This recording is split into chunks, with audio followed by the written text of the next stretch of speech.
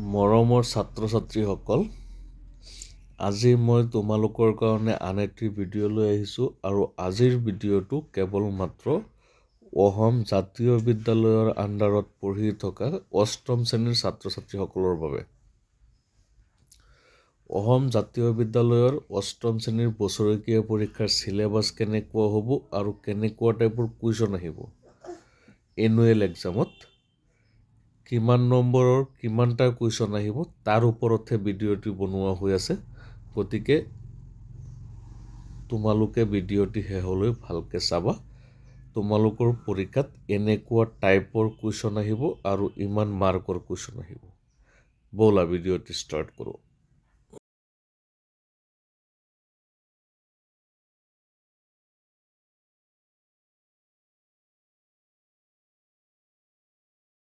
তোমালোকৰ এনুৱেল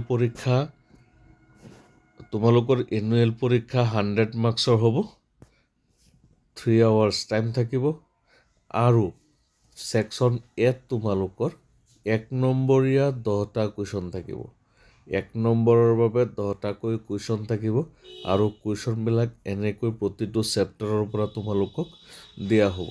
যেনে ইয়াত দিয়া হৈছে who was causing George trouble, how many goals did Pele score during his career, why does Minnie like to watch horror film, what is the meaning of O' Mailchimo, where did the Gama erect his first padrao, in which kind of forest are the white winged wood ducks found, why did Tom leave his ark, what new planes does Rahul talk about, to whom did Pele dedicate his 1000th goal, who was Prince Henry the Navigator। এনেকৈ তোমালোকৰ 1 নম্বৰৰ বাবে 10টা question থাকিব। তাৰপিছত 2 number কুৱেশ্যনত থাকিব তোমালোকৰ 2 নম্বৰৰ বাবে 5টাকৈ কুৱেশ্যন, মানে 2 নম্বৰীয়া 5টা কুৱেশ্যন থাকিব। এই 5টা কুৱেশ্যনত তোমালোকৰ 10 নম্বৰ থাকিব। এই 5টা কুৱেশ্যনত তোমালোকৰ 10 নম্বৰ থাকিব। আৰু তাৰপিছত কি হ'ব, 3 নম্বৰত দিয়া আছে write whether the following statements are true or false. তোমালোকৰ 3 নম্বৰত ট্ৰু আৰু ফল্ছ থাকিব। 4টা ট্ৰু ফল্ছ থাকিব, আধা মাৰ্ককৈ থাকিব। তোমালোকে তাৰ এনচাৰ কৰিব লাগিব। প্ৰ'জৰ পৰা ইমানখিনি আহিব। তাৰপিছত ছেকশ্যন বি থাকিব। ছেকশ্যন বি পয়েট্ৰিৰ পৰা আহিব। তাত তোমালোকৰ 1 নম্বৰীয়া 3টা কুৱেশ্যন থাকিব, 2 নম্বৰীয়া 1টা কুৱেশ্যন থাকিব আৰু তোমালোকৰ কি থাকিব, ৰাইমিং ৱৰ্ড থাকিব। তাৰপিছত ৱৰ্ড মিনিং থাকিব। ৱৰ্ড মিনিং 4টা শিকিব লাগিব। কবিতাৰ পৰা তোমালোকৰ ৱৰ্ড মিনিং আহিব। তোমালোকে ধুনীয়াকৈ ৱৰ্ড মিনিং শিকিবা। 4 মাৰ্ক থাকিব ৱৰ্ড মিনিঙত আৰু ৰাইমিং ৱৰ্ডত 3 থাকিব আধাকৈ। ৰাইমিং ৱৰ্ড আৰু ৱৰ্ড মিনিং তোমালোকে ধুনীয়াকৈ শিকিবা। তাৰপিছত ছেকশ্যন চিত তোমালোকৰ গ্ৰামাৰ থাকিব আৰু গ্ৰামাৰত কি কি থাকিব চোৱা। Find out the coordinating and subordinating conjunction from the following sentences. Coordinating আৰু ছাবঅৰ্ডিনেটিং কনজাংচনবিলাক তোমালোকে বিচাৰি উলিয়াব লাগিব। এইটো থাকিব তোমালোকৰ গ্ৰামাৰত। 4টাত 4 মাৰ্ক থাকিব। গতিকে তোমালোকে ভালকৈ এইবিলাক চাব লাগিব। তোমালোকৰ কিতাপত আছে, মিছ নহয় যাতে। তাৰপিছত টপিক্সটো আছে find out whether the following sentence are simple, compound or complex. তোমালোকে চিম্পল, কম্পাউণ্ড আৰু কমপ্লেক্স চেণ্টেঞ্চবিলাক চিনাক্ত কৰিব লাগে। নামবিলাক লিখিব লাগিব। ইয়াতো তোমালোকৰ 4টা কুৱেশ্যন থাকিব 4 মাৰ্কৰ বাবে। গতিকে এইটো টপিক্স তোমালোকে ভালকৈ চাবা। কোনবিলাকক চিম্পল চেণ্টেঞ্চ কয়, কম্পাউণ্ড চেণ্টেঞ্চ কয় আৰু কমপ্লেক্স চেণ্টেঞ্চ কয়। তাৰপিছত 12 নম্বৰত আছে add a suffix to the following words, make the necessary spelling changes if needed. তোমালোকে ছাফিক্স বনাব লাগে। ছাফিক্স গম পোৱা নহয়, শব্দ এটাৰ পিছত যোগ কৰিব লাগে। উদাহৰণ এটা দি দিছে পাৱাৰফুল, তাৰপিছত এট্ৰাক্টিভ, বিউটি, হেপি, ফুল। এইকেইটাত তোমালোকে ছাফিক্স যোগ কৰিব লাগিব আৰু ইয়াতো 4টাৰ কাৰণে 4 মাৰ্ক আছে। তাৰপিছত 13 নম্বৰত দিয়া আছে change the voice of the following sentence. Voice change কৰিব লাগিব। ইয়াত 3টাৰ পৰা তোমালোকৰ 3 মাৰ্ক থাকিব। Change the voice of the following sentences 3টা থাকিব, 3টাৰ পৰা তোমালোকে 3 মাৰ্ক পাবা। 14 নম্বৰত আছে change the form of narration of the following. তোমালোকে নেৰেশ্যন চেঞ্জ কৰিব লাগিব। ডাইৰেক্টত দিয়া থাকিলে ইনডাইৰেক্ট কৰিব লাগিব, ইনডাইৰেক্টত দিয়া থাকিলে ডাইৰেক্ট কৰিব লাগিব। ইয়াত 3টাত 3 তোমালোকে পাবা। 3টা তোমালোকে শিকিব লাগিব, ধুনীয়াকৈ শিকিবা তোমালোকে। তাৰপিছত 15 নম্বৰত তোমালোকৰ আছে এপ্ৰপ্ৰিয়েট প্ৰিপজিশ্যন। তোমালোকে এপ্ৰপ্ৰিয়েট প্ৰিপজিশ্যন শিকিব লাগিব। ইয়াত দিছে the police is looking dash the thief, try to give dash your bad habits, she insisted going to the excursion, he is writing dash a pen।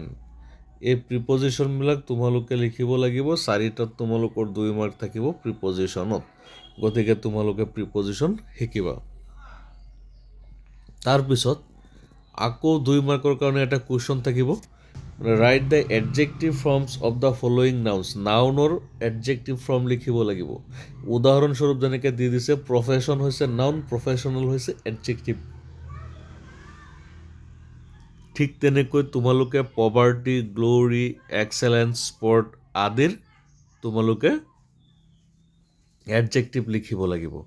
গতিকে তোমালোকে এইবিলাক শিকিব লাগিব ধুনীয়াকৈ, যাতে পৰীক্ষাত লিখিব পাৰা। তাৰপিছত 17 নম্বৰত আছে fill in the blanks adding prefixes to the words in brackets and rewrite the sentences. এইটো তোমালোকে শিকিব লাগিব।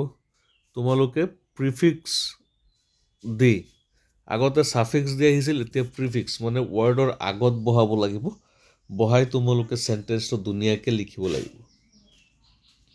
Fill in the blanks adding prefixes to the words in brackets and rewrite the sentences. তোমালোকে প্ৰিফিক্স যোগ কৰি তাৰপিছত চেণ্টেন্সটো আকৌ লিখিব লাগিব। প্ৰিফিক্স গম পাইছাই, কোনো ৱৰ্ডৰ আগত যেতিয়া বৰ্ণ সমষ্টি বহে তাক প্ৰিফিক্স বুলি কোৱা হয়। যেনে please don't understand me, please don't misunderstand me, এনেকৈ তোমালোকৰ পৰীক্ষাত আহিব। তাৰপিছত তোমালোকৰ ছেকশ্যন ডিত আছে ৰাইটিং স্কিল, আৰু তাত প্ৰথম কুৱেশ্যনটো দিছে 5 নম্বৰৰ কাৰণে, write an application to the headmaster principal of your school asking for leave of absence due to illness. বেমাৰৰ কাৰণে তুমি বিদ্যালয়ত উপস্থিত থাকিব পৰা নাছিলা, তাৰ কাৰণে হেডমাষ্টাৰলৈ এটা এপ্লিকেশ্যন লিখিব লাগে। ইয়াত তোমালোকৰ 5 থাকিব, গতিকে তোমালোকে এপ্লিকেশ্যন শিকিবা। তাৰপিছত 8 মাৰ্কৰ কাৰণে এটা কুৱেশ্যন থাকিব, সেইটো হৈছে write a paragraph on any one of the following topics, your favourite book, your hobby, your favourite festival. এনেকৈ তোমালোকক 3টা টপিকছ দিয়া থাকিব, তাৰে যিকোনো এটা টপিকছ তোমালোকে বনাই লিখিব লাগিব। ইয়াত 8 মাৰ্ক থাকিব। ধুনীয়াকৈ লিখিবা, সৰু সৰু চেণ্টেন্স লিখিবা ধুনীয়াকৈ। তাৰপিছত 20 নম্বৰত আছে তোমালোকৰ কাৰণে read the passage given below' carefully and answer the question. এটা পেৰেগ্ৰাফ তোমালোকক উঠাই দিয়া হ'ব। ইয়াত চোৱা, এটা পেৰেগ্ৰাফ উঠাই দিয়া হৈছে, আৰু এই পেৰেগ্ৰাফটো পঢ়াৰ পিছত তোমালোকে ইয়াৰ পৰা এনচাৰ কৰিব লাগিব। যেনে এই পেৰেগ্ৰাফৰ পিছত তোমালোকক ইয়াত 5 নম্বৰৰ কাৰণে কুৱেশ্যন দিব। ইয়াত দিছে হোৱাট কেন ফুড ডু, ইয়াত ওপৰত আছেই। এনেকৈ 1 নম্বৰীয়া 3টা আৰু 2 নম্বৰীয়া এটা কুৱেশ্যন দিব। তাৰপিছত আকৌ এটা কুৱেশ্যন দিয়া হৈছে find words from the passage that mean the same as. 2টা শব্দৰ অৰ্থ দিয়া হৈছে, যেনে তোমালোকে সেইবিলাকৰ এনচাৰ কৰিব লাগিব। শব্দৰ অৰ্থ 2টা হৈছে বিং ফেড, ক্লিনলিনেছ। তাৰপিছত 21 নম্বৰত তোমালোকৰ 10টা ট্ৰেন্সলেশ্যন থাকিব, তোমালোকে ট্ৰেন্সলেট কৰিব লাগিব। ইয়াত দিছে মই এখন সৰু গাঁৱত বাস কৰোঁ, মোৰ দেউতা এজন খেতিয়ক, তেওঁ কেৱল সাধুৱেই নহয় পৰিশ্ৰমীও, আমাৰ গাঁৱৰ মন্দিৰটো পুৰণি কিন্তু ধুনীয়া। গাঁওখনৰ বেছিভাগ মানুহেই খেতিয়ক। গাঁওখনত বহুতো মূল্যৱান গছ আছে। গছবোৰ গাঁৱৰ মানুহবোৰৰ দ্বাৰা ৰোপণ কৰা হৈছিল। মোৰ দেউতা 1970 চনৰ পৰা গাঁওখনত বাস কৰি আহিছে। দেউতাই মোক কয় আমি সদায় গাঁওখনৰ উন্নতিৰ কাৰণে কাম কৰা উচিত।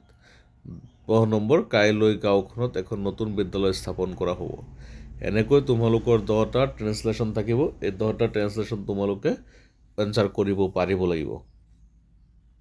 তাৰপিছত 22 নম্বৰত আছে প্ৰজেক্ট। তোমালোকক দিয়া হোৱা নাই, তোমালোকক প্ৰজেক্ট দিয়া হ'ব স্কুলৰ পৰা, আৰু যদি দিয়া হৈছে তেতিয়াহ'লেতো হৈ গ'ল। 5 নম্বৰ থাকিব। তাৰপিছত ডিক্টেশ্যনত তোমালোকৰ 5 থাকিব। এইটো পৰীক্ষাৰ দিনাখন হ'ব পাৰে বা পৰীক্ষাৰ আগে পিছে হৈ যাব পাৰে। আগতেই হ'ব কাৰণ পিছত নহয় এনুৱেল পৰীক্ষাৰ। এনেকৈ তোমালোকে চিলেবাছ মিলাই পঢ়িলে ভাল নম্বৰ লাভ কৰিবলৈ সক্ষম হ'বা। গতিকে তোমালোক সকলোৱে ভালকৈ পঢ়িবা। পৰীক্ষাৰ কাৰণে শুভেচ্ছা থাকিল। Best of luck.